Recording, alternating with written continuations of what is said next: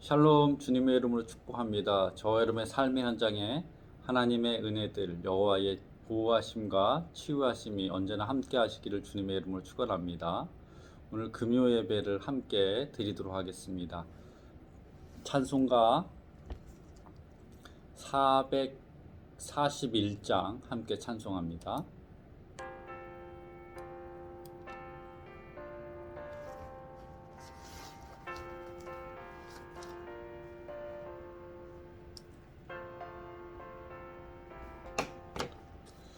은혜 구한 내게 은혜의 주님, 은사 원한 내게 은사의 주님, 신유 구한 내게 신유의 주님, 나의 마음 속에 지금 오셨네.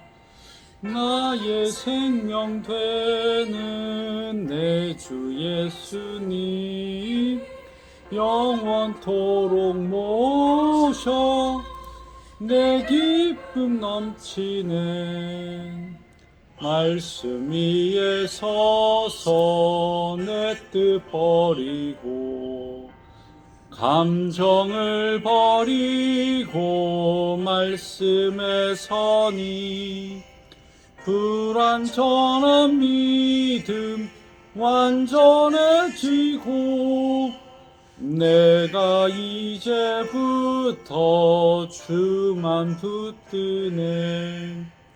나의 생명 되신 내 주 예수님, 영원토록 모셔 내 기쁨 넘치네. 내 모든 욕심 던져버리고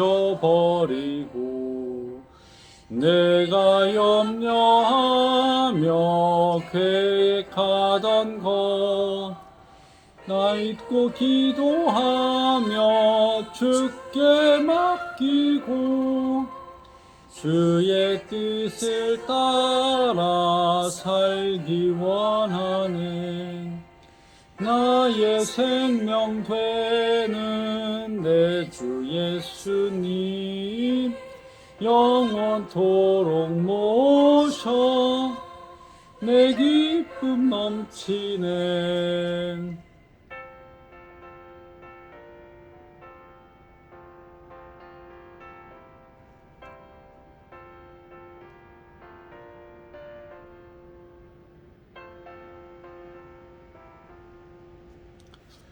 믿음으로 닷을 주께 던지고 끊임없이 주를 찬송하면서 자네 나를 위해 일해왔으나 이제 주만 위해 힘써 일하리. 나의 생명 되는 내 주 예수님, 영원토록 모셔 내 기쁨 넘치네.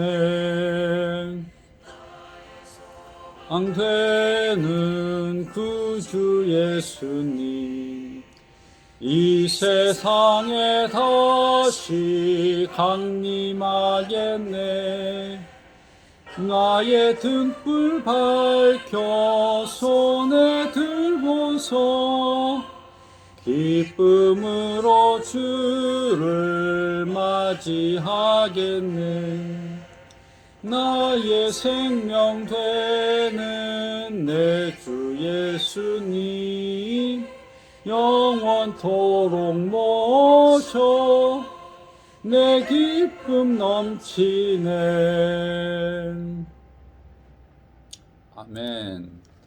오늘 우리에게 주실 말씀 보겠습니다. 오늘 우리에게 주실 말씀은 역대상 15장 25절에서 29절에 있는 말씀입니다. 역대상 15장 25절에서 29절에 있는 말씀 제가 봉독해 드리도록 하겠습니다.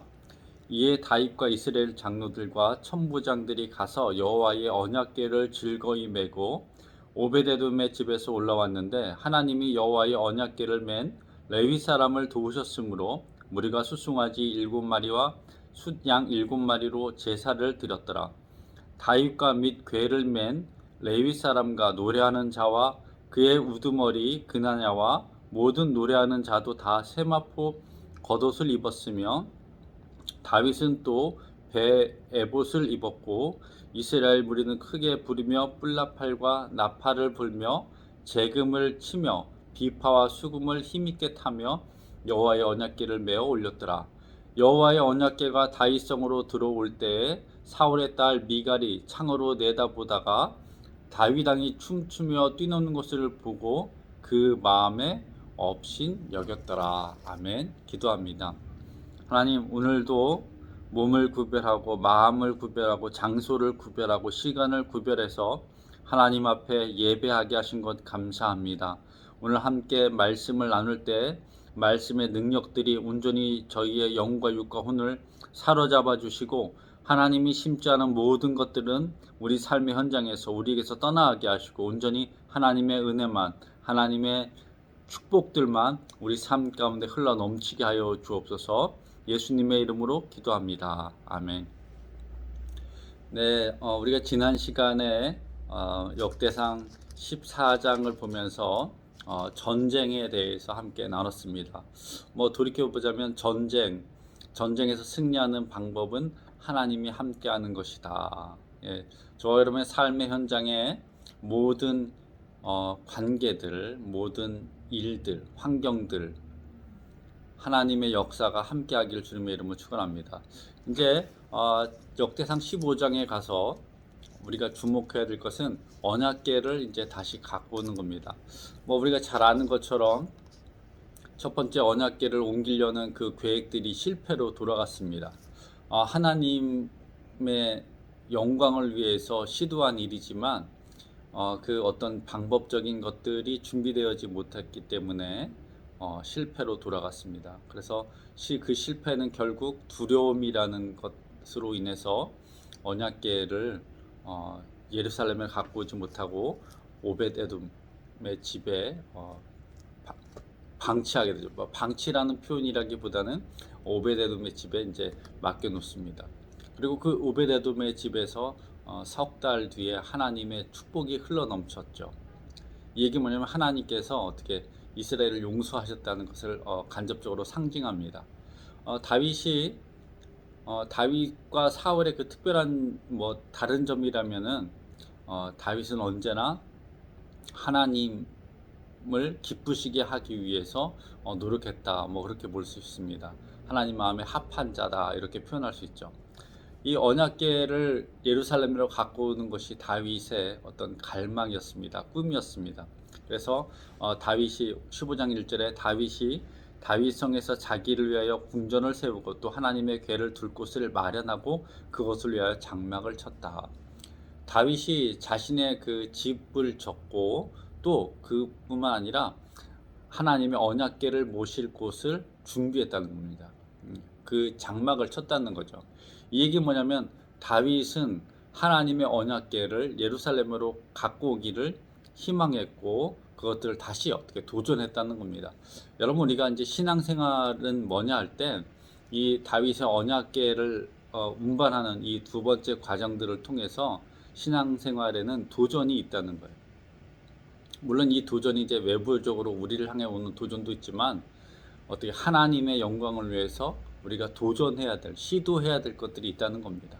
다윗이 첫 번째 언약궤 운반 사건을 통해서 어떻게 그냥 두려움에 쌓여서 그냥 시리에 빠져서 그것을 포기했다면 언약궤는 예루살렘으로 올 수 없었지만 다윗은 다시 준비를 했고 어떻게 합니까? 그 언약궤를 예루살렘으로 갖고 가기 위해서 레위 사람들과 그리고 여러 백성들을 동원합니다. 그 첫 번째가 바로 뭐냐면 성별하는 것입니다. 예. 왜 성별합니까? 하나님의 거룩하심, 하나님의 법궤를 이동하기 위해서는 백성들을 성별하게 하죠. 특별히 레위 자손 그 제사장들을 성별합니다. 그래서 이 성결하게 하고 어떻게 합니까? 그들로 하여금 그 성결한 자들을 통해서 이 법궤를 운반하게 시킵니다. 그리고 하나님의 법칙에 따라서 여러분 하나님의 것은 하나님의 법칙, 예, 가이사의 것은 가이사에게, 하나님의 것은 하나님에게. 어떤 그 물질관에도 그런 것들이 있고 어떤 시간에 관련된 것도 그렇게 이제 이야기할 수 있습니다. 뭐 중요한 것은 하나님의 것은 하나님께, 세상의 것은 세상 것. 다시 말해서 하나님이 원하시는 것들이 있다는 거죠. 하나님의 법칙들이 있다는 겁니다. 특별히 저와 여러분들은 하나님의 법칙을 따르는 사람들이라는 사실입니다. 그래서 이 하나님의 것, 하나님의 법궤를 옮기기 위해서 제사장들을 성별하게 하고, 또 그 법칙이 있죠. 꼭 하나님의 법궤는 어떻게 어깨에 메어서 옮기게 됐습니다. 여호와의 궤를 메고 올라가기 위해서 그 준비한 자들은 어떻게 성별했다는 거예요. 성결하게 했다는 겁니다. 오늘날로 이야기하면 하나님의 말씀들을 붙들고 살아가는 우리들이 성별된 삶을 살아가야 된다는 거죠. 왜냐하면 하나님의 역사가 저와 여러분의 삶의 현장에 나타나기 때문입니다. 거룩이 능력이다라는 그런 말씀을 이제 주일날 드렸습니다. 그래서 이 성별된 레위 제사장들을 통해서 이제 어깨에 매죠. 어깨에 매고 어떻습니까? 하나님을 찬양하는 찬양대를 앞세웁니다. 하나님의 궤를 어깨에 메고 이제 나오죠. 그래서 모든 백성들이 어떻게 마음의 준비를 합니다. 그래서 이 역대상 15장은 다윗뿐만 아니라, 다윗이 세마포 겉옷을 입었다라고 우리가 27절에 읽었는데, 다윗뿐만 아니라 모든 백성이 다 어떻게 하나님의 법궤를 이동하기 위해서 준비된 마음, 준비된 자세를 갖고 있었다는 거죠. 그래서 이스라엘 백성이 크게 부르며 뿔나팔과 나팔을 불며 재금을 치며 비파와 수금으로 힘있게 타며 여호와의 언약궤를 메고 올렸더라. 여기서 분명한 것은 여호와의 언약궤가 왜 중요하냐 이겁니다. 여호와의 언약궤를 왜 옮기는 것이 이렇게 큰 국가적인 행사냐? 예, 왜 그럴까요? 다윗과 사울의 차이입니다.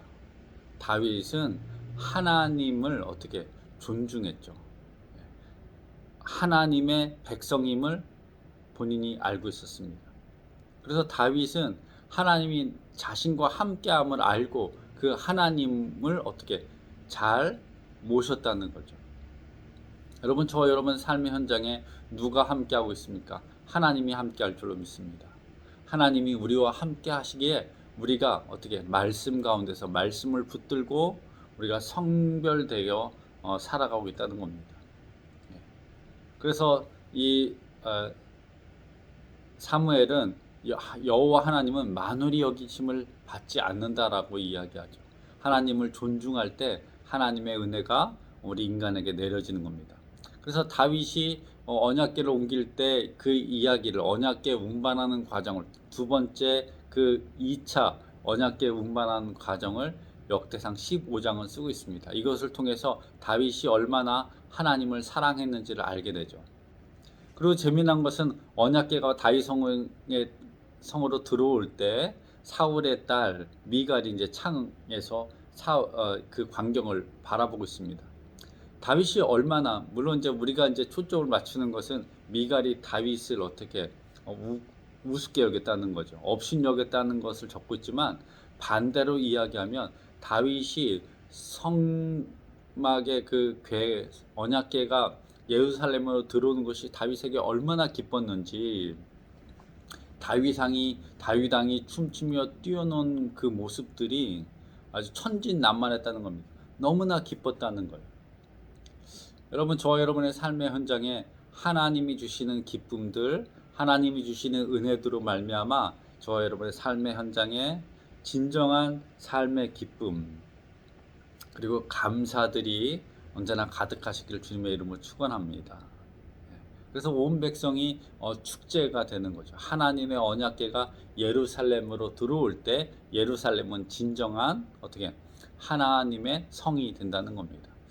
다시 말해서 이것을 오늘 우리에게 적용한다면 우리의 삶에, 우리의 마음에, 우리의 가정에 하나님의 말씀, 하나님으로 인해서 우리가 기뻐하고 춤출 때 저와 여러분의 삶의 현장에 하나님의 은혜들, 진정한 하나님 여호와의 통치들이 어떻게 자리하고 있다는 사실입니다. 여러분, 여러분들의 삶의 현장의 중심에 무엇이 있습니까? 하나님의 통치가 저와 여러분의 삶의 현장에 있어야 될 줄로 믿습니다. 여호와는 나의 목자시다. 여호와는 나의 구원자시다. 오늘 이스라엘은 여호와 하나님이 우리의 주인이시다라는 것을 이야기하고 있습니다. 동시에 하나님이 우리 이스라엘을 보호하고 있다는 것을 어떻게 고백하고 있는 것입니다. 그래서 언약궤를 갖고 온다는 것, 이것은 바로 뭐냐, 하나님이 우리 이스라엘과 함께 한다는 겁니다. 다윗의 그 이야기들을 읽으면서 이제 역대상은 계속해서 다윗의 그 위대함과 다윗이 얼마나 하나님 앞에 순종하려고 했는지 그것들을 적고 있죠. 그래서 다윗의 그 행적들을 적고 있는데, 그것을 하나를 딱 이야기하면 다윗은 언제나 하나님께 어떻게 겸손한 사람이었다는 겁니다. 왕이지만 어떻게 하나님 앞에서 그는 언제나 하나님의 종처럼 살았다는 거죠. 여러분, 하나님께서 오늘 이 언약궤를 이스라엘 백성들이 이동시킬 때 성경은 분명하게 이야기하고 있습니다. 26절에 하나님이 여호와의 언약궤를 맨 레위 사람을 도우셨으므로. 자, 이 말이 뭘까요? 레위 사람을 도우셨어요. 언약궤를 맨 레위 사람들, 제사장들을 도우셨다. 여러분, 이게 언약궤를 맨다는 것이 이게 보통 힘든 것이 아닙니다. 그래서 힘들기 때문에 첫 번째 언약궤 운반 과정에는 수레를 동원한 거죠. 잘못될 수도 있는데. 그런데 성경은 분명하게 이야기하고 있습니다. 여호와 하나님이 레위 사람을 도우셨다는 거예요. 이 이야기는 뭘까요? 우리가 하나님과 함께 할 때 어떻습니까? 하나님 우리에게 짐이 되지 않는다는 거예요. 하나님 우리를 골탕 먹이지 않으신다는 거예요. 하나님 우리를 도우신다는 분이에요. 언약궤를 맨 레위 사람들을 도왔다는 얘기는 뭐냐면 그들이 하나도 어떻게 힘들거나 육체적으로 필요하지 않았다는 겁니다. 마치 이것은 어떤 거를 또 상징하냐면 이스라엘 백성들이 광야 40년을 걸어갈 때 그들의 어떻습니까? 옷이 헤어지지 않고 그들의 신발이 닳지 않았다. 하나님 입을 것과 먹을 것을 허락하셨다. 낮에는 구름 기둥, 밤에는 불 기둥으로 그들을 지키셨다. 여기서 도우셨다라는 의미가 바로 그런 의미를 갖고 있다는 겁니다. 여러분, 저와 여러분의 삶의 현장에 하나님이 함께할 때 하나님의 도우심이 언제나 충만하게 임하기를 주님의 이름으로 축원합니다. 그래서 하나님의 도우심이 임할 때 무리가 수송아지 7마리와 숫양 7마리로 제사를 드렸더라. 제가 누누이 말씀드리지만 7이라는 숫자는 완전한 숫자입니다. 이스라엘 백성들이 하나님께 제사를 드릴 때 7마리의 순양과 7마리의 수송아지를 드리는데, 이것은 뭐냐면 하나님께 어떻게 진실된 제사를 드렸던, 신령과 진정의 제사를 드렸다는 것입니다. 여러분, 하나님은 우리가 어떻게 우리의 예배가 신령과 진정으로 예배하는 것을 원하시는 거죠. 좀 더 편안하게 이야기하면 우리가 하나님을 진실된 마음으로 사랑하기를 원하신다는 사실입니다. 다윗은 그래서 이 언약궤를 예루살렘으로 이동시킬 때, 가지고 올 때 정말 온 마음을 다해서, 온 힘을 다해서 그 언약궤를 사모하고 그것들을 어떻게 준비했다는 사실입니다. 얼마나 기뻤는지 마치 어린아이 같이 춤추며 뛰놀고 있었습니다. 그래서 어떤 성사학자들은 다윗이 얼마나 기뻤는지 그 바지가 다 보일 아래 이렇게 그 부끄러움을 모를 정도로 이렇게 춤추고 그렇게 기뻐했다라고 이야기합니다. 여러분, 저와 여러분의 삶의 현장에 이 언약궤를 예루살렘으로 갖고 올 때 기뻐했던 그 다윗처럼 하나님이 함께 한다는 이 사실이 저와 여러분의 삶에 큰 기쁨이 되시기를 주님의 이름으로 축원합니다. 하나님의 위로는 언제나 어떻습니까? 언제나 이 하나님의 은혜가 부어질 때 그 은혜들을 어떻게 경솔히하는 사람들이 있습니다. 그 대표적인 사람이 바로 사울의 딸 미갈입니다. 물론 이 사울의 딸 미갈은 다윗이 탐탁지 않죠. 왜냐하면 아버지의 왕위를 뺏어갔다라고 생각하죠. 그리고 이 미갈이 어떻습니까? 이 미갈이 사울 왕이 다른 곳으로 시집 보냈는데 다윗이 어떻게 다시 되찾아온 겁니다. 물론 인간적인 어떤 그 원한들이 있지만 중요한 것은 하나님과의 관계들, 하나님을 찬양하는 것에 대한 것이 어떤 진실된 자세를 갖고 있느냐가 중요합니다.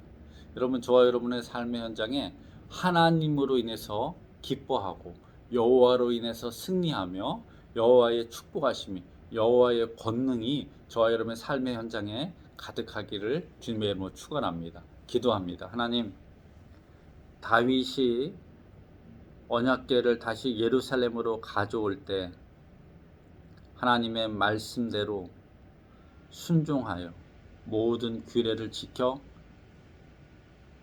그 언약궤를 가져오게 하였습니다. 그 언약궤 운반을 성경은 이렇게 이야기합니다. 여호와 하나님께서 도우셨다.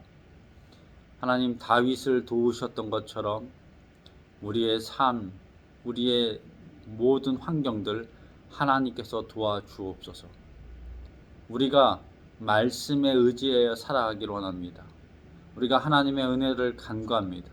우리의 생각과 우리의 입술과 우리의 마음을 지켜주고 특별히 우리의 육체의 건강함을 더하셔서 여호와의 영광을 위해서 기뻐하며 춤추며 순종하며 살아가게 하여 주옵소서. 나사렛 예수 그리스도의 이름으로 명하노니 하나님이 심지 않은 모든 더러운 생각들, 더러운 마음들, 악한 씨앗들은 우리에게서 영원히 떠나갈지어다. 질병의 영은 떠나갈지어다. 하나님, 하나님의 것을 바로 듣게 하시고 바로 보게 하시고 바로 말하여서 여호와 하나님을 찬양하게 하여 주옵소서. 예수님의 이름으로 기도합니다. 아멘. 저와 여러분의 삶의 현장에 하나님의 능력과 하나님의 기쁨이 언제나 함께 하시길 주님의 이름으로 축원합니다. 주기도문으로서 금요 예배 마치도록 하겠습니다. 기도합니다. 하늘에 계신 우리 아버지여, 이름이 거룩히 여김을 받으시오며 나라가 임하시오며 뜻이 하늘에서 이루어진 것 같이 땅에서 이루어지이다. 오늘 우리에게 일용할 양식을 주시옵고 우리가 우리에게 죄진 자를 사하여 준 것 같이 우리의 죄를 사하여 주시옵고 우리를 시험 들지 말게 하시며 다만 악에서 구하시옵소서. 나라와 권세 영광이 아버지께 영원히 있사옵나이다. 아멘.